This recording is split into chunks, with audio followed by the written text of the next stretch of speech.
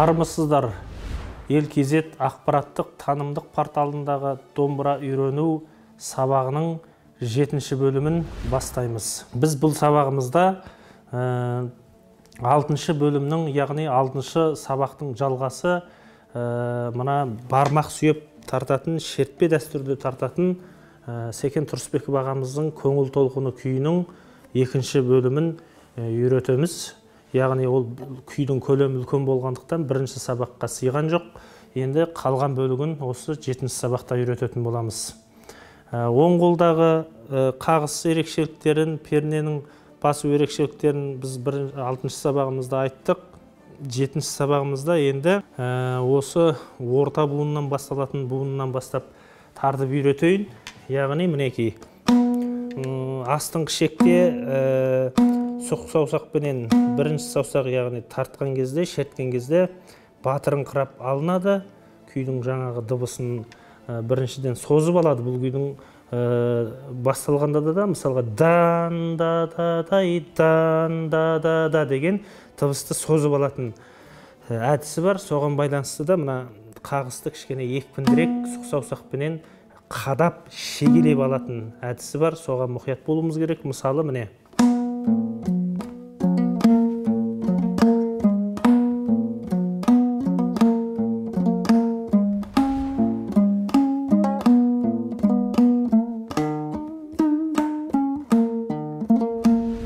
деп үстің шекке көшетін жері бар.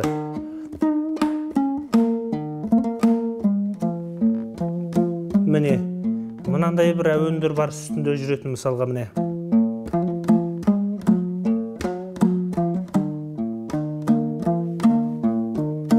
Міне.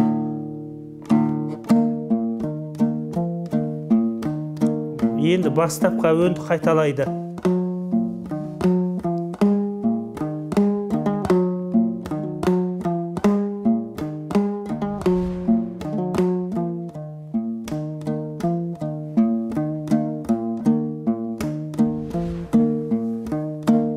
Енді үш түрде үстіңгі шектен алынатын бір әдемі әуен бар. Яғни осы бастапқы жаңағы әуендердің бір қорытындысы іспетті. Мысалға міне. Бұл үстіңгі шектен қағып алынады тек. Міне.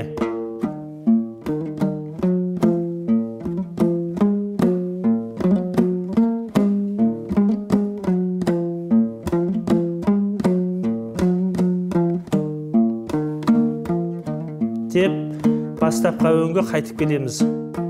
Енді осы бастап осы жерге дейінгі, яғни жалпы осы көңіл толқыны күйіндегі мына дыбыстың, қағыс арқылы алатын дыбыстың мына ырғақтығындағы дыбыстың созылу бір ерекшелігі бар. Мысалға міне тай та та та, тай та та та, тай та та та, тай та та та деп алынып отырады. Бастан ақыр осындай бір ерекшелікті ұстап отыру керек, орындаушы сезіп. Мысалға міне басында бастағанда да міне. Міне. Бұл ендігі үйрететін саға дейміз. Мына төменгі жағынан алынатын әдемі әуені бар, күйдің бір бөлігі. Сол жерде де осындай жаңағы дыбысты созып алу әдісіменен алынады. Яғни бұл төмен сағадан басталатын дыбысы, міне нүктеге қарайтын болсақ, 1, 2, 3, 4, 5-ші нүктеден кейінгі пернеден басталады. Міне бас бармағы ашық тұрады. Астыңғы шектен алынады. Міне дай да да да, дай да да да, жаңағы айтқан дыбысты созып алатын. Бүйтіп алсақ шықпайды ол. Мысалға қараңыздар, міне. Деп алсақ шықпайды. Ол үшін дыбысты созып алу керек. Енді осы сағаны тартып көрсетейін. Қарап отырыңыздар. Міне 5-ші нүктеден кейінгі пернеден басталады дедім. 1-ші саусақ, 3-ші саусақ, 4-ші саусақ. Көрдіңіздер ме? Міне 1-ші саусақ мына пернеде, 3-ші саусақ, одан кейінгі мына пернеде, 4-ші саусақ соның қасындағы пернеде алынады. Міне.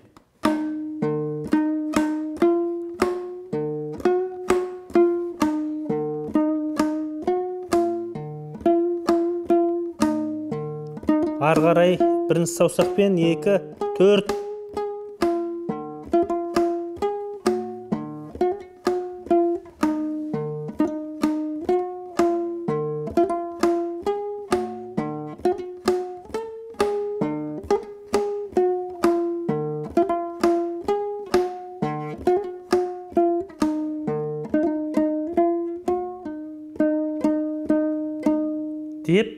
осы сағада бір әдемі осындай әуен бар. Мен осы әуенді қайталап жіберейін сіздерге.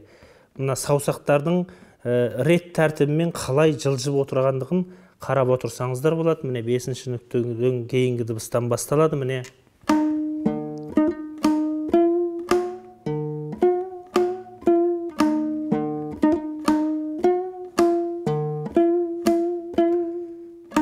Енді бірінші саусақ жылжиды. 2, 4.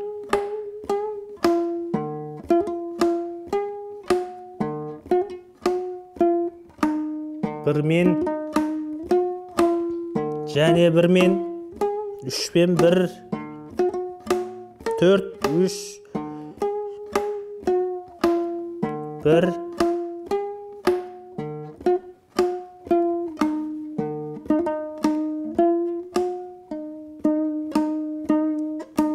деп кідіріп, содан кейін мына жақтағы 1, 2, 3-ші нүктеден кейінгі дыбыстан басталады. Мына сағада тоқтадық қой бүйтіп міне.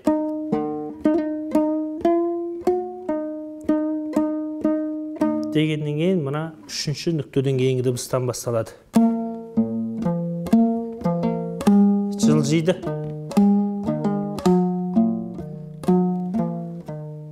Көрдіңіздер ме? Міне. Баяғы бірінші шекпенен, үстіңгі шекпен қағатын әуенге келдік. Енді қайталаймыз.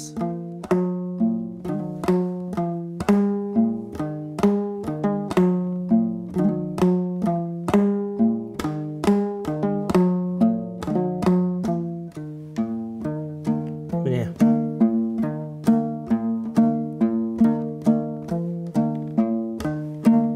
Енді мына жерде қара қағыспен тартатын әдісі бар. Ол мына жерден 1, 2, 3, 4-ші нүктеден кейінгі пернеде бас бармақ басылады. Содан кейін астыңғы мына нүктеден кейінгі пернеде 4-ші саусақ басылады. Ол бұлай тартылады міне. Бірінші ашық шек деп жаңағы лига дейді. Бір қағыспен 2 дыбысы дай деп түсетін дыбысқа мысалы ашық шек.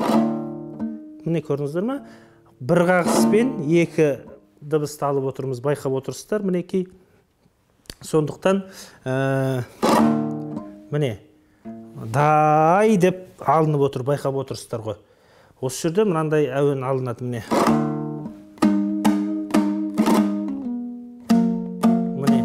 Мына жерде өлі бір қағыспен 3 нотаны аламыз.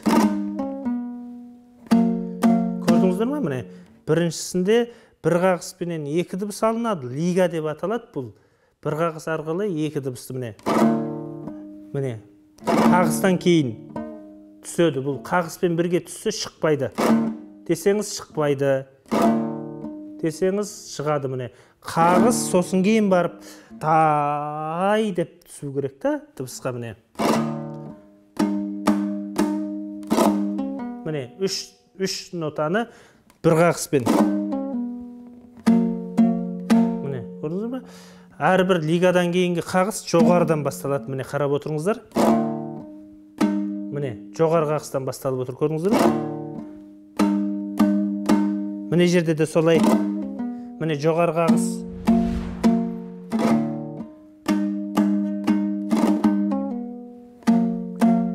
Осы лиганы алған кезде дыбыстар өте анық естілу керек. Мысалы мынандай. Міне.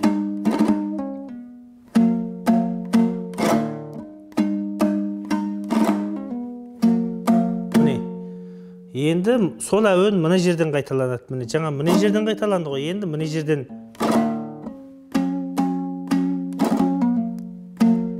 Көрдіңіздер ме? 2 рет.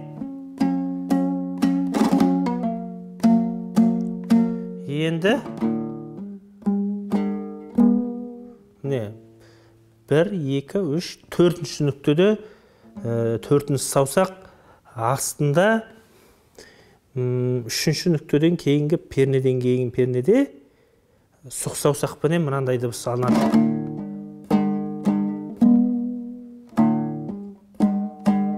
бұл жерде де жаңағындай созып алатын дыбыс. Тай да да да, тай да да да деген тыңдап отырсаңыздар.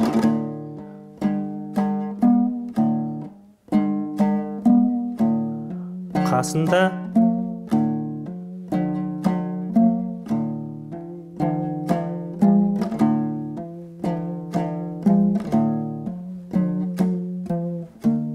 міне осы жерде де жаңағындай қағыстан кейінгі түсетін дай да да деп түсетін дыбыс міне. Міне.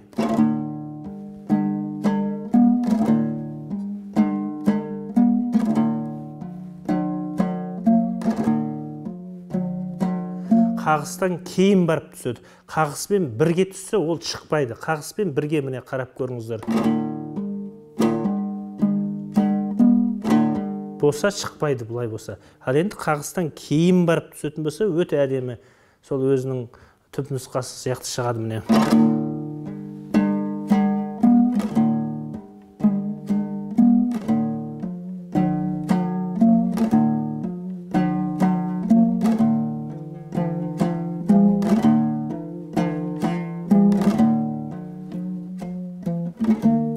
Бастапқы өңге қайтып келдік міне.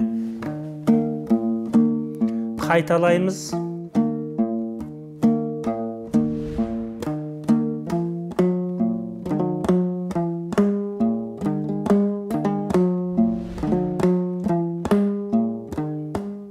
Екі шекті теріп, бір шекпен бастапқы өндегі мына жерді қайталаймыз міне. Яғни үшінші нүктеден кейінгі пернеден басталады міне үшінші нүкте. Бас бармақпен іліп отырамыз. Қасындағы пернеге жылжыдық.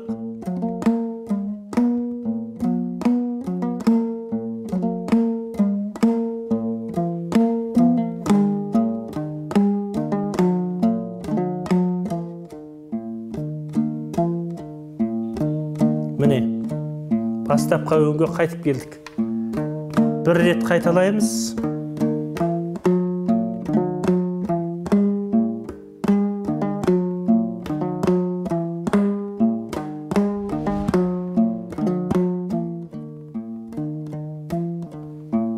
Міне, дыбысты созып алу керек.